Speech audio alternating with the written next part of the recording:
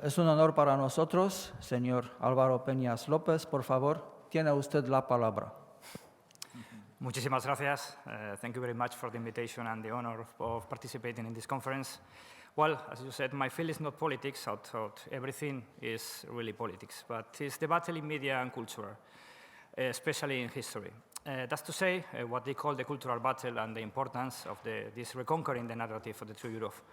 Why do I speak of reconquering? Well, there are two reasons. Firstly, because I am Spanish, and the word reconquista has a very important meaning for me. For Spaniards or for our Portuguese brothers, the reconquista is a fundamental part of our history, of an identity, because the fight against the Muslim invader, against the centuries of fight against Islam, defined us as a Christian nation.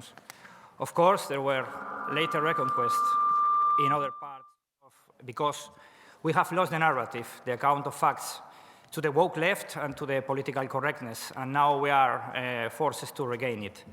The failure to fight for the narrative has led us to this situation we find ourselves today. Because in the end, no matter whether a conservative government does well economically, reduces unemployment, or achieves greater stability, if the dominant discourse is not challenged, if a cultural battle is not waged, conservatives will be defeated. Because if you don't show up on the battlefield, whatever this battlefield is, the enemy will win and will make the most of its history. Unfortunately, many so-called conservatives have not put up that fight and have become necessary collaborators in our decline. It's like Chesterton said, yes, that the left exists to make mistakes and the right exists to prevent those mistakes from being corrected. The reality is that the discourse is not defeat. If the ideology of the left and the globalists is not dismantled piece by piece, the mere electoral victory is only a half victory. We cannot be complacent and believe that it's not possible for normal people to take on the woke ideology, radical feminism, or the 120 genders, or LGBTQ, etc. At the midterm elections last week, I saw a picture of a woman with a banner that says, vote Republican. They may not be perfect, but the other side are insane. Quite right, but still millions of people, even dead people, as we saw in the presidential election with Biden, have voted for Democrats. And you can see, for example, that in 3 states, abortion has been approved up to the day before birth. So they are just not insane, they are criminal too. This would be impossible in a sane and normal society, in a Europe heir to Rome and Greece and Christianity. But our societies are moving farther and farther away from their origins. And we can think, for example, in the European flag, whose creator, Ansel Hayes, said well, he was inspired by God, and he had the idea of making a blue flag on which the 12 stars of the Immaculate Conception stand out. And what values does the European Union promote today? Nothing to do, of course, with this idea of the flag. Now it's abortion, mass immigration, LGTB, etc.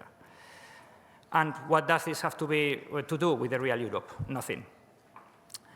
But that doesn't matter. An agenda has to be fulfilled, and to do so, society is being led to a situation where common sense is the less common of the senses, and can even become a crime, as we are saying, for example, in Spain.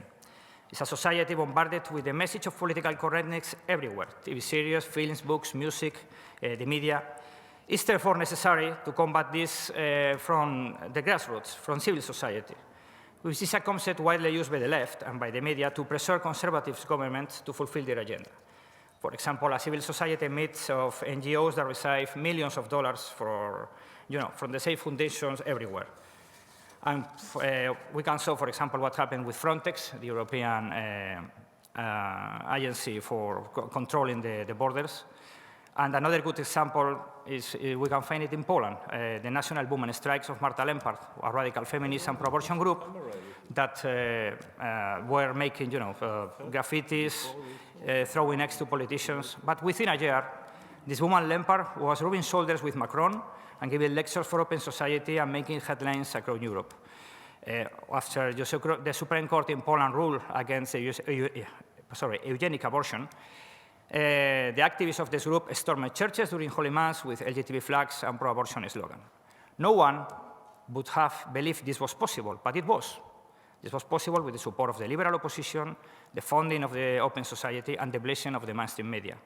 So the danger of these NGOs cannot be underestimated. And that is why it's essential to support civil society organizations with patriotic and conservative values in all areas, from the defense of life to family to tradition and the field of justice, so that the left-wing discourse always has a response from society. Of course, this also, can we say the same for the work, yes, for the trade unions and workers.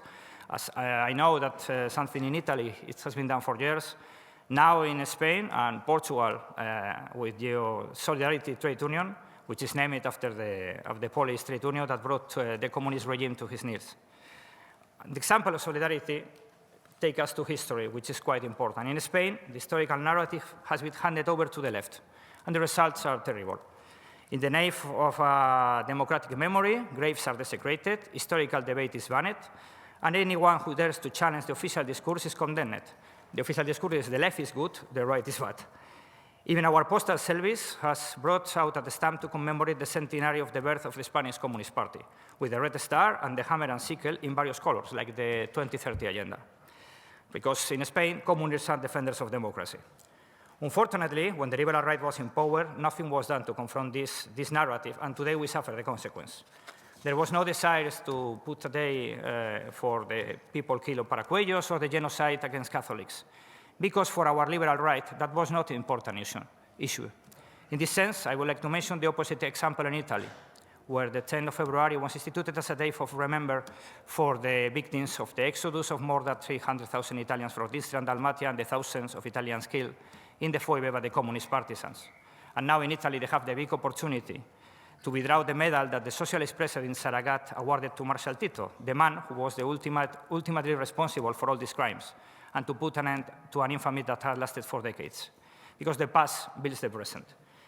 Another fundamental element is culture, and for that we speak of cultural battle. On my way here, I was reading statements of a radical feminist who said that feminists don't have time to read. This is undoubtedly true, but they do take care to disseminate, especially among children, books that justify the delusions of gender ideology, because the target is children. In Spain, this political battle is led by Vox and organizations of Christian liars that are fighting to combat this indoctrination. But the good point is more and more publishers and groups are working in this field to combat this narrative. I think this is happening in all Europe, and more people want to know their true history or what radical feminism stands for. In Spain, there are publishers dedicated to history who publish a book a day, and books combating the woke ideology are becoming increasingly popular. Fortunately for these publishers, conservatives are not like feminists. There has also been a change in areas close to the right, such as cinema. In Spain, the most watched documentary in cinemas has been Spain, the First Globalization, which is a film against the Black legend and in defense of our history about the conquest of America. No one goes to see films about gender perspective or sexual philias. And if this is happening in Spain, which is, I think, one of the most progressive countries in the world now, it can happen everywhere.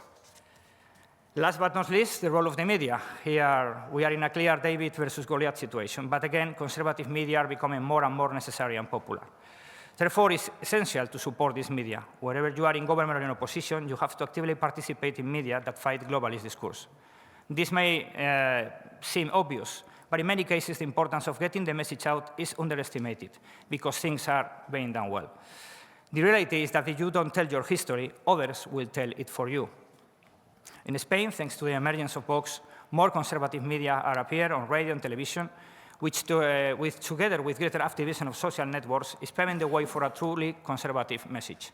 Before that, those who were supposed to transmit it did not do it for fear or because they were receiving state subsidies. Either we do it or no one else will. This conference, like many others that are taking place in which increasingly frequency, such as the one held in Rome in early October, organized by Nazione Futura, a week after the great victory of the Italian right, these conferences are necessary to join forces and form a common front in the face of an enemy that is united in destroying all that is good, beautiful, and true.